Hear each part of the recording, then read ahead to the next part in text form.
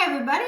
So let's talk about our decimal multiplication. Okay, so easiest way for this one, I have 72 and 65 hundredths, and I'm making 6 groups of that. I'm going to round this down to 70 and do that times 6 because I know that I'm going to use this part here in the tens. And when I know 7 times 6 gives me 42, and then I'm just going to put the 0 because I have a 10. So I know that my answer should be somewhere in the ballpark of 420. Doing the actual calculations, I'm going to rewrite it. And remember, when we have our decimals, I'm just going to ignore it till the end. I'm going to keep this the same way because when I keep my 6 as that bottom number that I do, I know I only have one thing to write here. If I do it the other way, I'm going to have to do each number times that, okay? So then I'm just going to look. 6 times 5 is 30. 0, carry my 3. 6 times 6 is 36, plus 3 is 39. So I carry my 3. Remember, each time I write the ones, carry the tens until I run out of things that I have to multiply. Then I bring it both down. 6 times 2 is 12, plus 3. So 12, 13, 14, 15. Carry my 1. 6 times 7 is 42, plus 1 is 43. Okay, now is where I work on the decimals. I look after the decimal, how many places? There are 2. So I'm going to move this over 2, and there's my answer.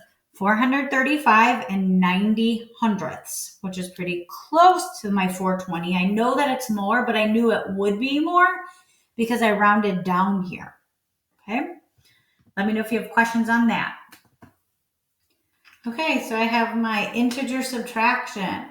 Right? If I'm taking a look at this problem, same thing. I owe somebody $432, and then I'm taking away owing somebody else $327. So it's kind of like giving this back. So on this one, I know that I'm still gonna have more that I owe, but it's gonna be pretty close now, right? When I kind of take a look. So I'm not gonna owe as much as I did before. Okay, so let's rewrite this. As we talk about that, I put that above it. That's that keep, change, opposite. So my negative 432 stays the same. I change this to subtraction. I change subtraction to addition. I can't even talk. And the opposite of negative 327 is positive 327. And like I said, when I was in there, we were pretty close on that. So I was close to like 100. So I'm thinking I would owe 100. So let's take a look. Now, this goes back to our algorithm we have to think about. I find the greater absolute value. So which one is farther from 0? This number is farther from 0, right? This is to the left of 0. This is to the right of 0. But because this one is greater than 0, I know my final answer is going to be negative. Because remember, that's what we use it for, to see what the sign on the number is. So I know it's negative. After I do that, I don't have to worry about my signs. So I know it's going to be negative. And then remember, I stack and solve, which means subtract. So I'm going to put my greater absolute value on top and take away the 327. This is like when we were in class and we were making those 0 pairs, those red and black chips, or when we did the number line on the hop and we move forward, right? So I'm going to take this away. If I have 2, I cannot take 7 away. So I need to borrow. This becomes 2. This becomes 12. 12 minus 7. Let's see if I can get the glare gone. 12 minus 7 gives me 5. 2 minus 2 gives me 0. 4 minus 3 gives me 1. So my answer here is negative 105, which was what we said. We thought it was going to be about 100, right? So that makes sense. Let me know if you have questions on that. Okay, I'm on my fraction subtraction. 8/9 is close to 1 whole.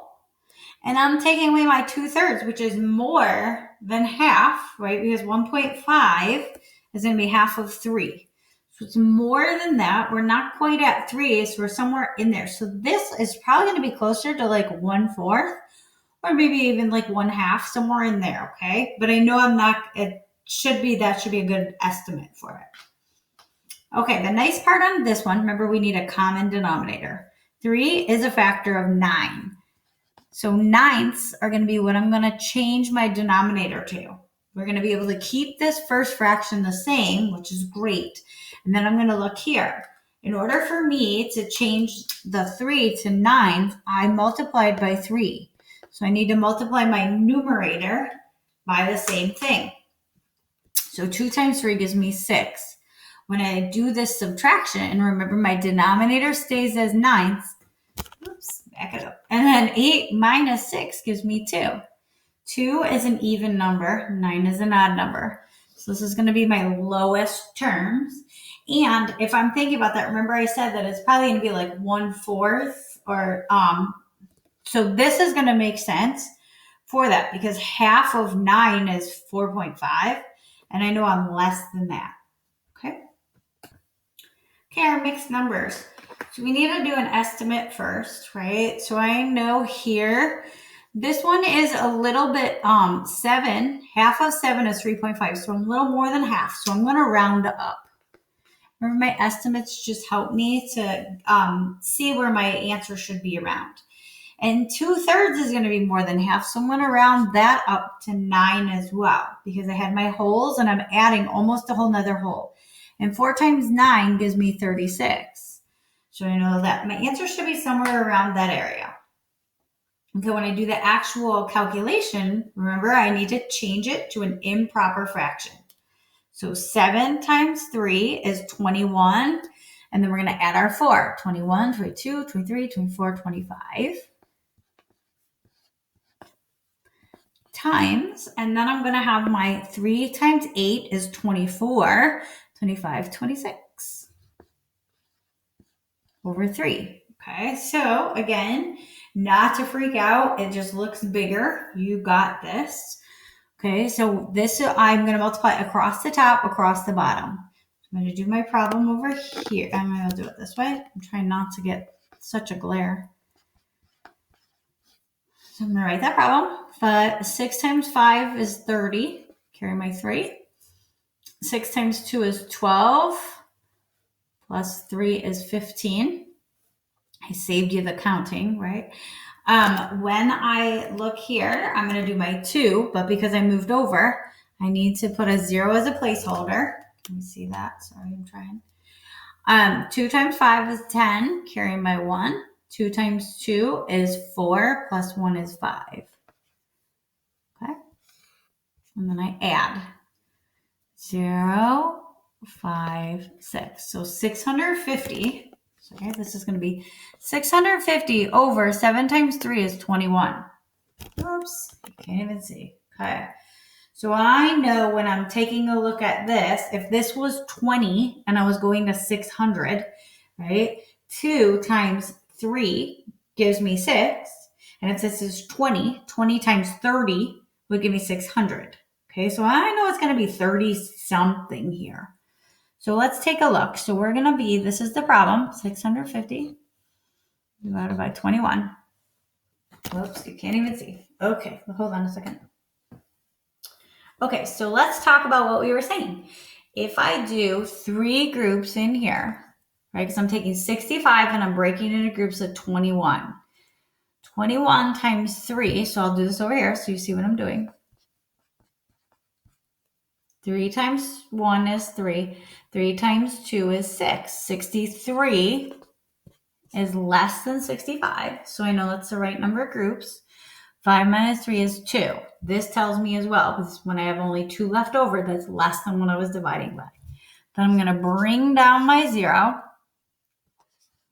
If I have 20 items, I cannot make a group of 21. So I'm going to put my 0 here, and that's going to be 0. And I have 20 left over, right? Whoops, you can't see what I'm doing. 20 left over. So I'm going to put that as my remainder over here. 30 and 20 over 21. Now I know that 20 is an even number. 21 is an odd number. And I do not have a common factor between these two. So I know that seems really big, but that is going to be my simplest form. Okay, let me know if you have any questions.